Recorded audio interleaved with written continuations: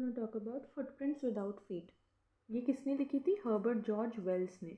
बहुत ही interesting story है एक साइंटिस्ट के बारे में, ग्रिफिन जिसका नाम है। उन्होंने एक ड्रग बनाया। उस ड्रग से इंसान इनविजिबल हो सकता था।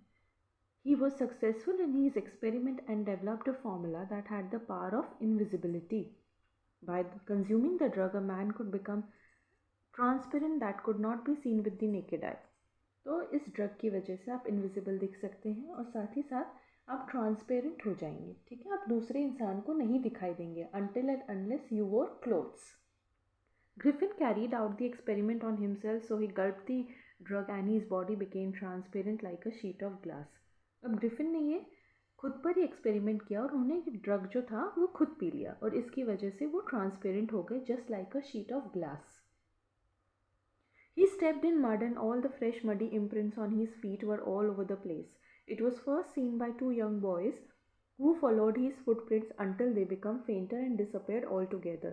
अब उनके फुटप्रिंट्स जो थे वो गीली मिट्टी में छप गए थे, तो दो बच्चों ने क्या किया, उनका फॉलो करना शुरू कर दिया जब तक वो डिसअपेयर नहीं हो गए फुटप्रिंट्स. अब उनका एक लैंडलॉर्ड था, वो उनको पसंद नहीं करता था बिल्कुल भी. Asked him to eject the house. तो इस चीज़ की वजह से वो काफ़ी ज़्यादा खफा थे, नाराज़ थे. तो ग्रिफिन ने क्या किया, ग्रिफिन ने उस हाउस को ही आग लगा दी. Soon wandered and around the streets without food money and clothes. तो अब क्योंकि घर जला दिया तो उनके पास ना ही तो खाने को खाना था, ना ही मनी थे, ना ही clothes.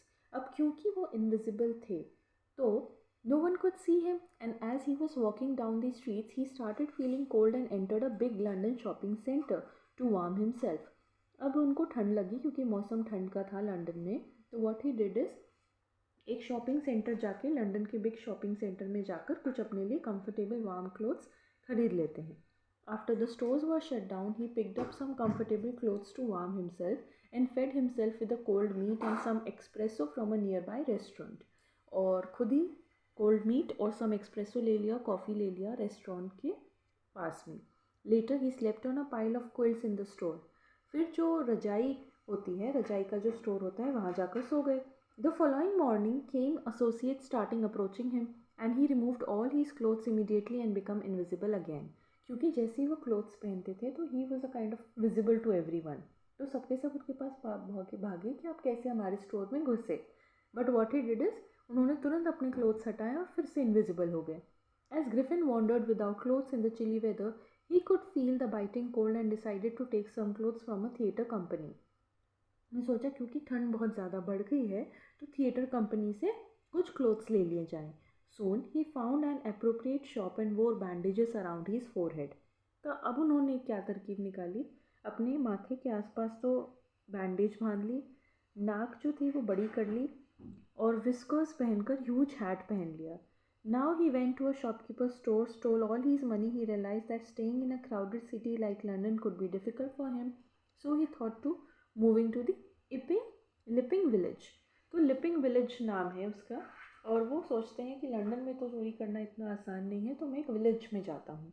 He had booked 2 rooms at the local inn in the village, reached there by boarding a train from London. अब ट्रेन से लंदन पहुँचते हैं. It was a quite an unusual experience for the villagers to expect an outsider with a strange appearance who had come to stay at the hotel during winter. अब उनके लिए काफ़ी strange था क्योंकि उनकी हैट, उनके माथे में बंधा हुआ वो बैंडेज काफ़ी ज़्यादा अजीब था उन विलेजर्स के लिए, और हार्डली ही कोई ऐसा बाहर का इंसान आकर विलेज के होटल में रहता था. अब एक और कैरेक्टर है Mrs hall, HALL, the wife of the landlord of the in. जहाँ वो रह रहे थे वहाँ के लैंडलॉर्ड की बीवी थी वो. Tried to be friendly with him, but Griffin did not talk to her. उन्होंने ग्रिफिन की तरफ एफर्ट्स बढ़ाए. She tried to talk softly to him, but Griffin ने क्या किया, he did not want to talk to her. Soon enough, his money was exhausted and he started stealing to sustain himself. Due to his suspicious experience, the inn owner and his wife attempted to check his room while he was away. क्योंकि उनका appearance इतना suspicious है तो owner ने क्या किया, उनका room check करने की कोशिश की जब वो चले गए थे. Out of anger, Griffin damaged the furniture of the inn and threw it across the room towards them. अब इस चीज़ की वजह से ग्रिफिन काफ़ी नाराज़ हुई कि उनके रूम की चेकिंग हुई है और इस चीज़ की वजह से वो फर्नीचर तोड़ देते हैं. The owner and his wife got scared thinking that there were spirits around and their unusual guest was responsible for all the chaos.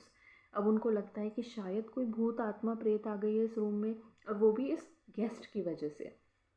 Meanwhile, Mrs. Hall requested the town constable Mr. Jeffers. अब mister Jeffers एक another character है, वो town के constable हैं. उनको बुलाती है और बोलती है कि इस इंडिविजुअल को अरेस्ट कर लीजिए. This annoyed Griffin further and he decided to reveal his identity as he started unwrapping his bandages, whiskers, spectacle and nose. Everyone was shocked to see this as there was no normal human being hidden behind the bandages. The constable could not catch hold of Griffin and as he took off all his garments became invisible and disappeared in the thin air. और क्योंकि उन्होंने वो जो garments पहने थे इसकी वजह से वो विजिबल था, जैसे उन्होंने एक एक चीज़ उतारी वो वापस इनविजिबल हो गए and it was very difficult for the constable to catch him. और यहाँ स्टोरी एंड होती है. So that's it for today's video. I hope you like this video. So don't forget to hit the subscribe button with the bell icon so that you guys get notified whenever I'll post the next important video. Thank you so much for watching.